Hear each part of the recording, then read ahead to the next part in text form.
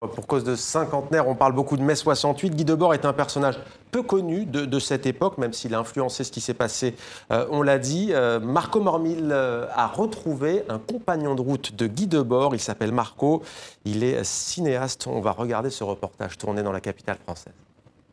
Rendez-vous avec Marc O.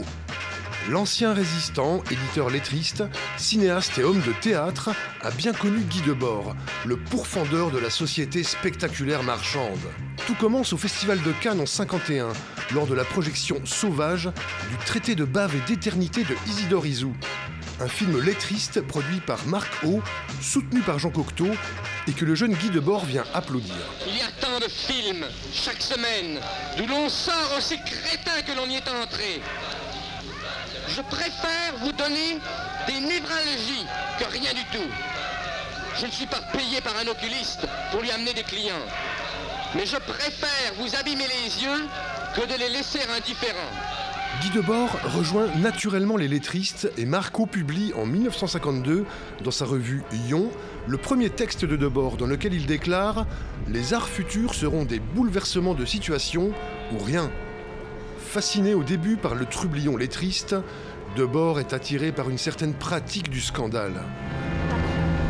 Un étranger à l'église est venu habillé en moine, un bénédictin, je crois, tout en blanc. Et c'était le jour de Pâques, en plus. Et il est monté en chair et il a créé Dieu est mort. Loin du tout Paris littéraire, Debord développe une politique inédite de la ville, la dérive, une manière d'errer dans un lieu en se laissant guider par les impressions subjectives qu'il produit, comme ici, à la pointe du Vert-Galant. Ces cadenas, ça m'a foutu un coup, ce cadenas. Parce que je comprends pas qu'est-ce que ça veut dire. Qu'est-ce qu'il cadenas? Debord pratique aussi le graffiti philosophique. Il écrit ce fameux slogan sur un mur de la rue de Seine en 1953. Pourquoi il a écrit « Ne travaillez jamais » C'est parce que le travail, c'est chez les marxistes, comme ça, c'est Marx qui dit ça, s'oppose au capital, s'oppose à l'argent, et que le travail, il est lié à l'argent. Travailler, c'est user son propre corps à se maintenir en vie. Ce n'est pas vivre.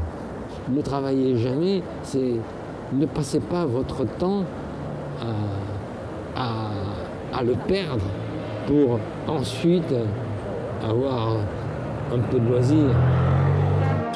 Proposer aux hommes une hausse immédiate du plaisir de vivre, voilà une théorie révolutionnaire que Marco met en pratique tous les jours.